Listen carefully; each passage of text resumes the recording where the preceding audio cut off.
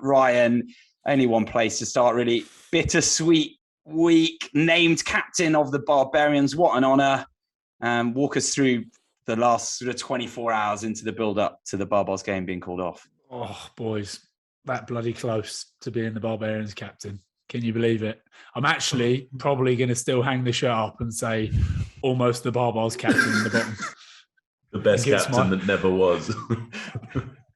Engraved. Give it to my old man as his 60th birthday present. It was his 60th as well, so I was like, probably more gutted for him, to be honest. I was like, I wanted to do it for him, you know. It was a bloody nightmare, wasn't it? It was a bloody nightmare. COVID, though, what can I say, boys? Like, just ruins everything. COVID ruins bloody everything. It's a pain in the arse. And just as we thought we were getting over it, maybe, it's all coming back, isn't it? Yeah. Flashbacks. Yeah, but what do you want to know? Like, were there any sort of, because when we spoke to you last week, there was so much excitement. You could sense just how much you were looking forward to this. Was it just absolutely gutting when the message came through? Yeah, but the crazy thing was, I know there's a lot of backlash from fans saying, "Oh, why was it called off so late?" Genuinely, probably. I mean, we kept pushing the bus back. We're like, we're going to make this. We're going to do this. It almost got exciting. So 12:15, we're in the team room, packed with a team ready to go. We're all boots in the bag. Right, boys, come on, we're on. We're going on the bus. That's how close we got to it. I'll tell you the start of the events. I mean, the start of the events is someone tested positive the day before in a lateral flow. We had tested every single day. We were lat flowing like you wouldn't believe. I've never done so many lat flows in my life. And someone lat flowed positive, and the doc said, "Come on, boys, let's check it again." So he was isolated, checked again, negative. So we were like, "Oh, right, okay, false positive, carry on." Then I think they triple checked it for some reason, and next minute the RFU are like, "Whoa, hold on, positive case. We want everyone PCR'd." So that night we sat in a line in the bloody team room, getting swabbed like by a bloke. You know, Max, we're allowed to do it ourselves normally. Yeah, but the stuff was in there. Yeah. It was like hands behind the back job, mouth open, nose out, and he went for it. Absolutely went to town. And do you know the ironic thing was, the guy that tested positive for the lat flow was negative the next day. He wasn't even a negative case, but they did pick up 4 players that were positive the next day. I mean, so that night we didn't have the results, so no one knew what was happening. We're going ahead as normal, boys. Let's just prepare for a game. Even to the point, listen to this, that the player, we had to fly in another player, and I can't tell you whether it forwards or back because it doesn't even matter who it was. Nico Matawalu has just played a game in his club, and I phoned him. I said, "Neeks, can you get on a plane?" "Maybe, I'll be there tomorrow. No worries." Perfect impression every time. Mate, he's on the plane. He's on the plane. Even to the point where he phones me from Twickenham. "Where the fuck is everybody?" I said, "Neeks, have you not heard, mate?" "What?" I said, the game's cancelled." Oh no. Fucking, so Nico Matawalu sat the ground waiting for us to get there. That's how late we knew. So it's not like we all knew. It's not like it was a big, we tried our best. I think RFU said no, and then it came down to National Health England or whatever it was, and then they basically said, "Listen, risk of health." We spoke to Samoa, said, "Listen, we've got a 23 that can that can take the field." And they said, "Oh, well, we're happy with it if you are." And everyone lateral flowed that morning. Everyone was negative. So we managed to get a team together. But they just said it was too much of a risk. So I'll tell you another funny one is, even like, we were obviously thinking, right, we need players here. And you're not getting many players the night before a game. Petrus Duplessis, the Australian scrum coach. Was he down, was he? He drove 4 hours through the snow to get to Twickenham to find out that he wasn't playing either. And the Aussie boys were dying for him. Like, bless his soul, man. He had been told by Dave, "Listen, you got a chance." And this was right at the beginning when Dave found out that he was the coach, he said, "You got a chance here to play for the Barbarians." So apparently, Para, Petrus Duplessis, known as his nickname's Para, he's been training like you wouldn't believe for 2 months. Dave threw him into a training session. Apparently, he dropped every ball.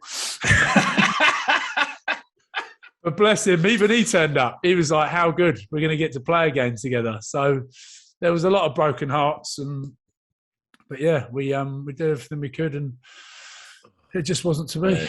I like the desperation to get it done, though. That's fantastic stuff.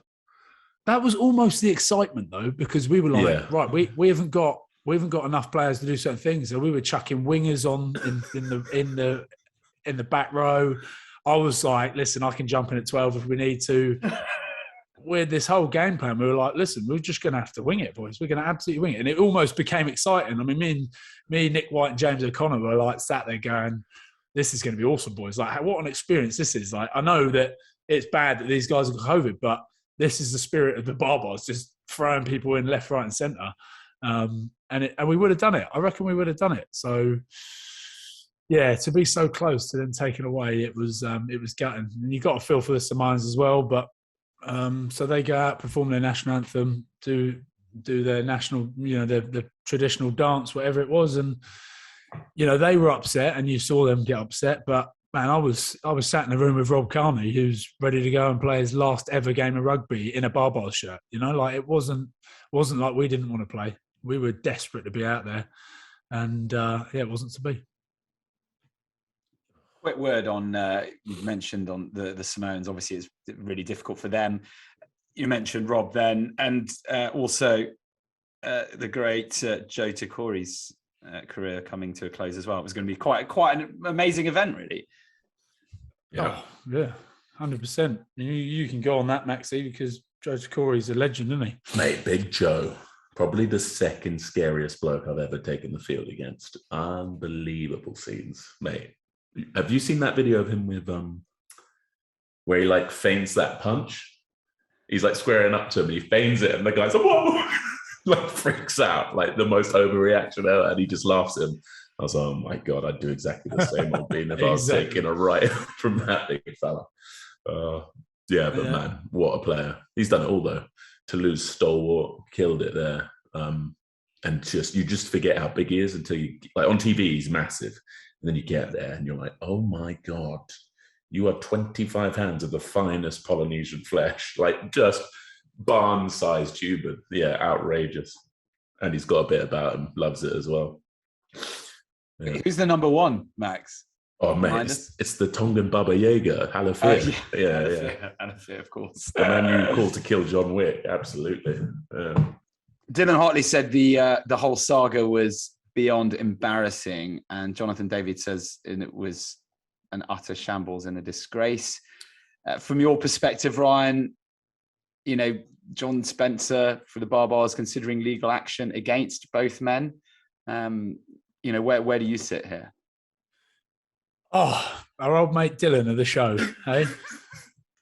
Getting stuck into us. But listen, they're entitled to their own opinion, aren't they? But for me personally, I'll probably wait till I get all the facts before I go throwing opinions out like that, And it's obviously preconceived idea of what we've been up to all week. So I'm guessing that's what they had in their mind. It's because of the first time, isn't it, really? Rob Shaw. Exactly. Yeah. But it was a completely different thing to what happened the first time. I mean, they broke the rules. Yeah, exactly. Rules. Those boys are just they're just assuming that you lot got jolly and merry and just went mad.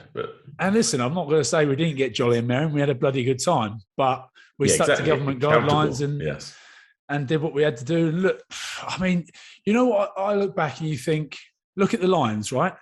Lions are over there. They're in a bubble. And they still managed to get COVID. Coaches got COVID. Players got COVID. But they were fortunate because they had a 36-man squad. So at the end of the day, they can make a team and get a team out there.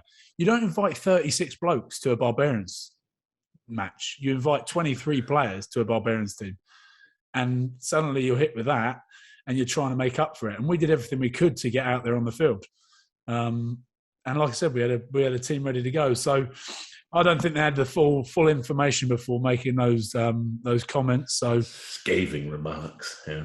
Yeah, probably out there. But again, John Spencer, he is an absolute gentleman if you've ever met him. Lovely bloke, legend of a man. And so proud of everything that the Barbars are. So I just hope that it gets smoothed over nice and quickly and we move on. And hopefully, I think there's another Barbarians game next June against England potentially. So we'll see what happens there. But I mean, look at these boys stuck in South Africa at the moment. The URC's up in arms at the moment with everything that's going on. So I'm guessing we're moving into that. But on another note, I have met some absolute legends. And I'm not even joking. Some like proper mates for life. That was like, and blokes you'd never, ever, ever believe it. Honestly, Nick White, I've played against him so many times. Mouthy little fucker on the field. One of those blokes that like gets the eyes as well. Like, you fucking want to go, mate? Like gives you the eyes across the pitch. You're like, what is wrong with this bloke? And I've just worked out he's wired up exactly the same as me. He's a complete weirdo on the field, an annoying little tosser. Off the field, honestly, one of the best blokes I've ever met. Legend, absolute legend. Rob Carney, honestly, got in the room. I was like, oh, no, Rob Carney, are you joking? This is going to be a nightmare of a week. Like, he's going to hate me. And we got on like a house on fire. Like, he's getting mad this week. I'm surprised I'm not over there, to be honest. And that's the spirit of the Barbar. So Yeah. you achieved what it was all about anyway, pal, in the end. Yeah. I mean, don't get me wrong. Taking the field as captain would have been glorious. But there's still time. Yeah. Hopefully, mate. Hopefully. So from your perspective, Ryan, even though you guys didn't get on the field, you got a real sense of what the traditions are about and the culture of the Barbars. Is there a place for them in the sort of modern rugby era? 1,000,000%. 1,000,000%. It was honestly like, if I'd taken that field, it would have been up there one of the best weeks of my life. It was amazing. It was everything like just with the boys and such good blokes. Like, you know what I mean? You're meeting blokes like Dwayne Vermeulen and Kitsoff and Malcolm Marks, like absolute legends, won World Cups. And you sat in a hotel with them and just sat chatting away, and they're just normal blokes at the end of the day. You know, like I was in awe almost at some points, pinching myself. Obviously, the issues that COVID have caused all around with the Barbars game, but let's move on to the URC. Munster and Cardiff stuck in South Africa, unable to fly back due to their COVID cases. South Africa now on the red list for the UK and Ireland. Looks like URC's plans, real tough spots. We'll start with you, Ryan. What's the latest you've been hearing? I've heard they're stuck there till the 4th, is it? Like the 10 days quarantine there because they got 2 COVID cases. One, which is this Omicron. Am I right there? Yeah, the Omicron. Sounds Who makes like these names? Yeah, Omicron. It's so good. It's either Decepticons. Move. Exactly. Yeah. It's like like an Autobot villain. Yeah, exactly.